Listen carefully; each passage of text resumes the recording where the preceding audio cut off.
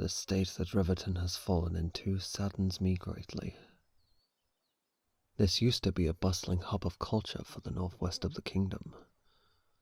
Now it's a listless shell of its former self, overpopulated and struggling to sustain itself. Those living in villages ruined by the decay have become refugees in towns like this, hence the excess of people living on the streets. I understand it is necessary for them to survive, but towns like this aren't built to sustain this many people. At this rate, Riverton will start to fester before too long. But at least it still has decent food. Excuse me, sir. How much for that bread loaf? 4 silver pieces? That's ridiculous. That's twice what it was not even a week ago. My apologies. I know these are hard times. Here you go.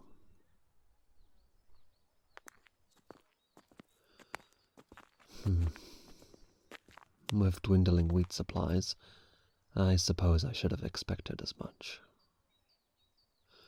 Soon there will be so little food that no one will be able to afford it.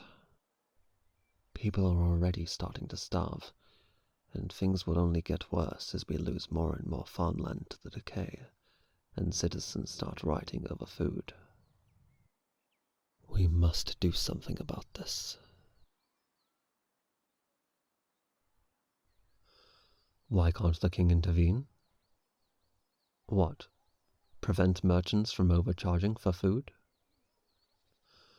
Unfortunately, both merchants and farmers have livelihoods to maintain, so there probably isn't a lot he can do. There's no guarantee they can acquire stock anytime soon, so they have to make supplies last and earn enough to sustain themselves in the meantime.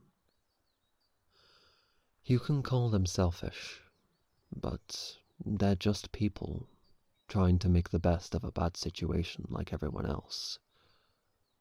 There isn't a clean solution, I'm afraid.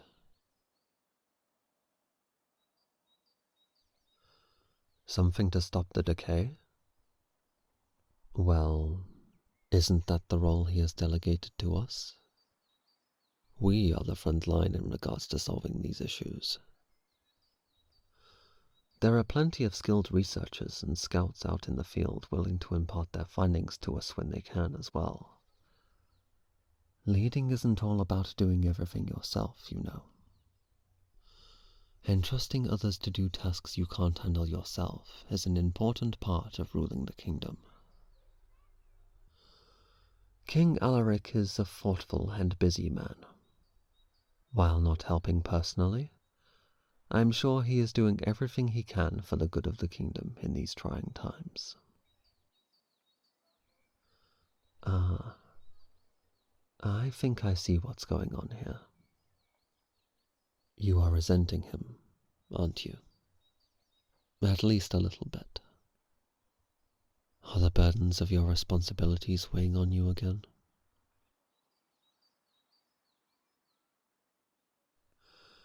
True.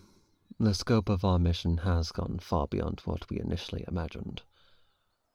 I understand you feeling overwhelmed in that regard. Still, we are the best people for the job, and he knows that. In fact, I would go so far as to say we're his greatest hope for the salvation of the kingdom. Or rather, you are.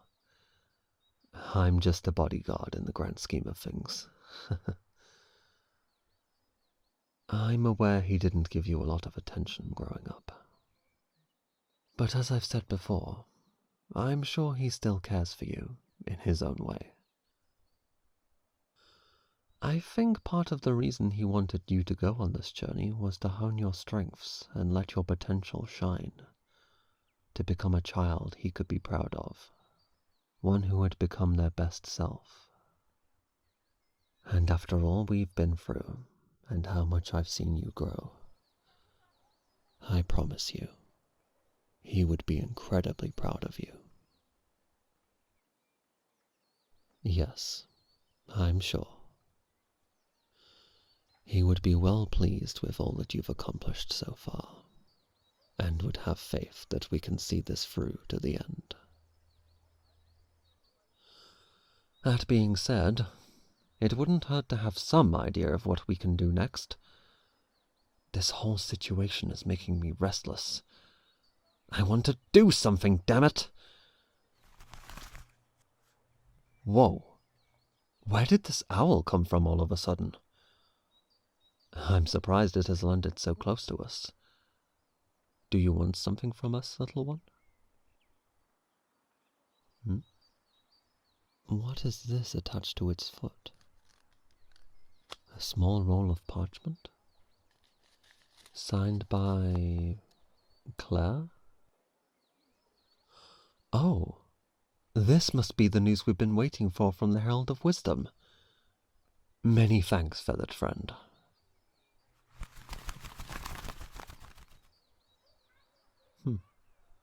What a curious little messenger.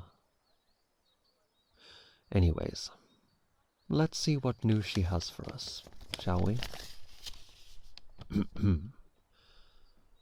Greetings, Edward and Robin. I'd ask if your journey has treated you well, but I know all about your successes atop Mount Alaventura. Yes, this is from her, all right. Although you must be proud of your accomplishments, and rightfully so, there are still matters to be taken care of. As you've been informed by that narcissistic relative of mine, the decay is spreading faster by the day and must be stopped. It seems clear at this point that the Herald of Nature is under much distress. Therefore, I am tasking you to find them and try and help them. Like many of the Herald's domains, the Herald of Nature's domain is elusive and has changed locations around the kingdom often over the years. As luck would have it, though, I happen to know that the last place their domain was sighted is quite near your current location, on the southern edge of the Wellspring Lake. Well, yes, I do know where that is. In fact, it's not too far from here. It's just to the northwest. We can follow the river a little to the north of here and find it just past Surringham. Yes, past my home village. I wish you luck in your ventures. We're counting on you. Signed, Claire.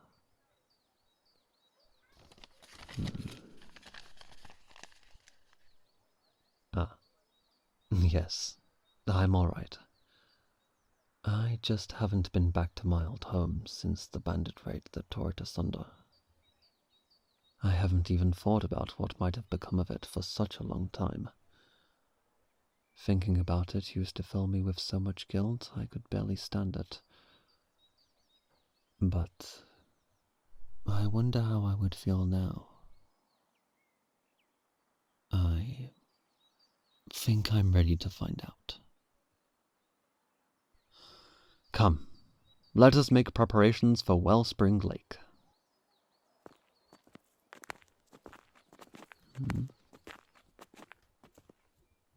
Oh, no, Robin. It's not that.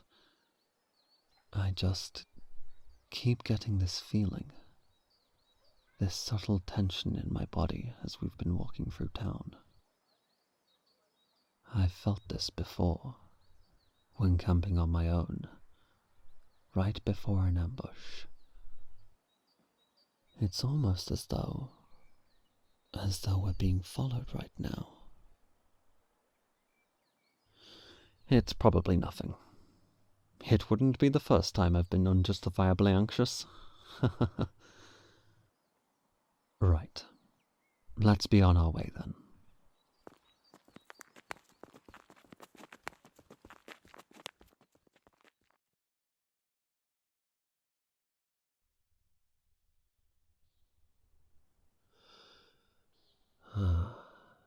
It's just as beautiful as I remember it. The rustling of the reeds soothes the soul, and the still waters reflect as perfectly as the most finely polished silver. Have a look, Robin. Take a look at the image of true strength and courage.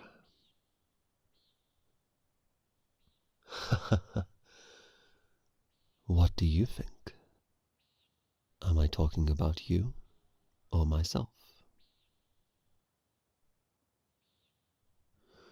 Hey, you've become a strong person in your own right, you know. Don't go putting yourself down after all you've accomplished so far. I couldn't have made it this far by myself, just as you've needed my aid on your journey. Well, Robin, can you sense any presence similar to the Herald's domains we've visited previously? Not at all? Well, I suppose we shouldn't be surprised if the Herald of Wisdom's words are anything to go by. The Herald of Nature has probably moved on by now, migrated for greener pastures. Still, this lake certainly has a presence to it. The serene atmosphere is perfect for sleeping a lazy day away.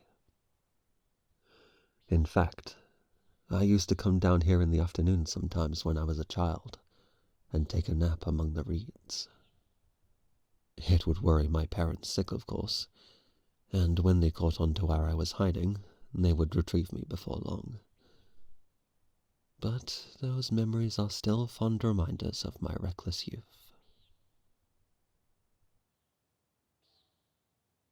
Oh? Weren't we going to Surringham, you say? Well, about that. We actually passed it along the way. Do you remember those foundations a ways back, across the river? Ruins of what may have been a handful of houses? Yes, that is what remains of Surringham. It looks to have been completely robbed of all its resources. Whether they were taken by bandits or townsfolk is hard to say, though the truth may be a bit of both. What riches and weapons we had may have been taken by the bandits, while the tools and brickwork may have been taken for buildings in nearby towns and cities. I don't really know, to be honest.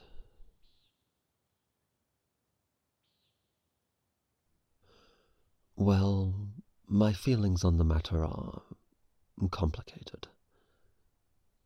On the one hand, I've been through a lot since I left my home, so my memories of it feel like those of another lifetime detached from my own. But at the same time, I feel this strange sensation, a mourning of a time I thought I'd left behind. Seeing nothing standing of the place where I spent my formative years, part of my soul feels strangely empty. I didn't have the best relationship with my parents. My mother was often overbearing, looking out for my safety to the point where I could barely leave the farm without receiving a scolding from her. Meanwhile, my father was keen for me to inherit our farmland, and trained me day after day with the hopes I would be strong enough to do so. Back then, I had dreams of going on a journey, seeing the world and making something of a hero of myself. I was inspired by what few tales we had around the house of dragons and monsters, and the courageous heroes that fought them to save the innocent. And I'm sure you can imagine what my mother and father thought of those dreams.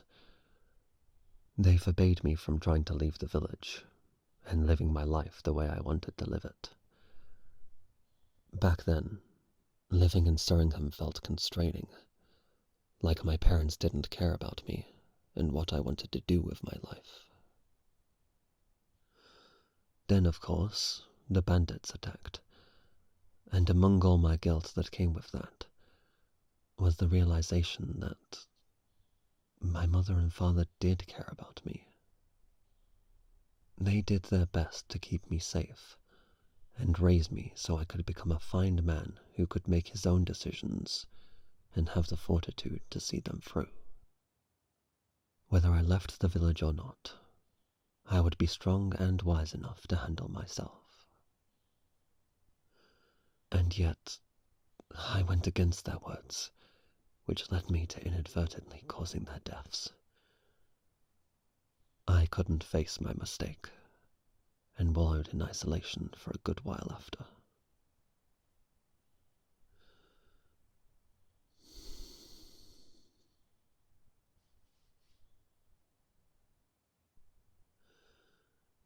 I thank you for your reassurance, Robin. A long time has passed since then, though. Back then, I ran away from my guilt. I couldn't bear facing the consequences of my mistakes, which cost me my home and my family. But I won't make the same shameful mistake again. Now, I will fight to protect what I hold dear. I told you when we first met, did I not? On my life, I will protect you until we save our kingdom. And although we've been through a lot, I still stand by that vow, now more than ever. For the first time in a long time, I forged a true bond, one I'll protect with all my heart.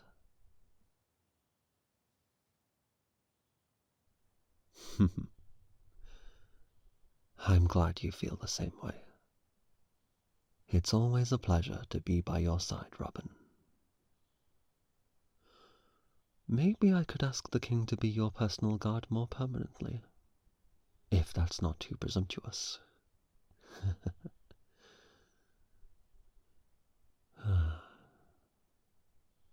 Looking at myself now on the surface of the water, it's amazing to see how much I've changed, in so many ways. Last time I looked upon myself on the reflection of this lake, I was but a boy with big dreams, but little experience of the wider world. I wonder if my mother and father were still alive now. Would they approve of what I have made of my life after disobeying their whims? Would they be proud of me? Yes, I would like to think so too. Wait, what's that in the water? My word! Robin, look at this. Do you see? Past the reflection. It's a human skull. Actually, it's not just a skull. You can make out the rest of the skeleton as well. It's a little scattered, but you can see the general outline. What is this doing here? Who goes there? Halt! You have some nerve skulking around us in such drab garbs. Have you been following us? Lower your hood and state your business. You... What? Robin, look out! Ha!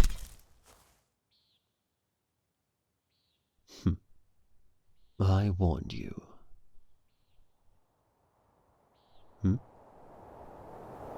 Ah!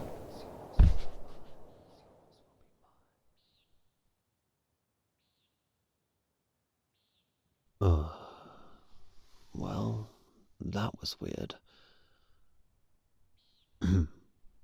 Robin, can you stand? What on earth was that? That blast really took the wind out of me. How did he do that? Who is this cloaked figure anyway?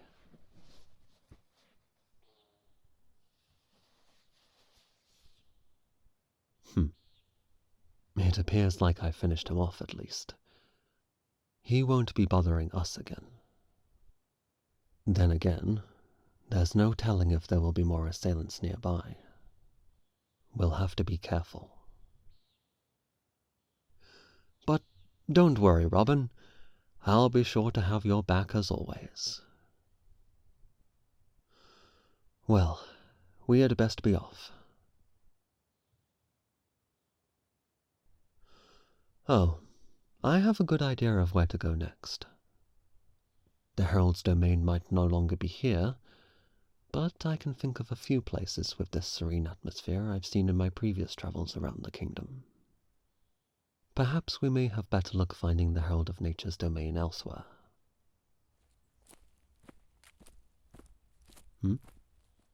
Is something wrong, Robin? Come on, let's not waste any time.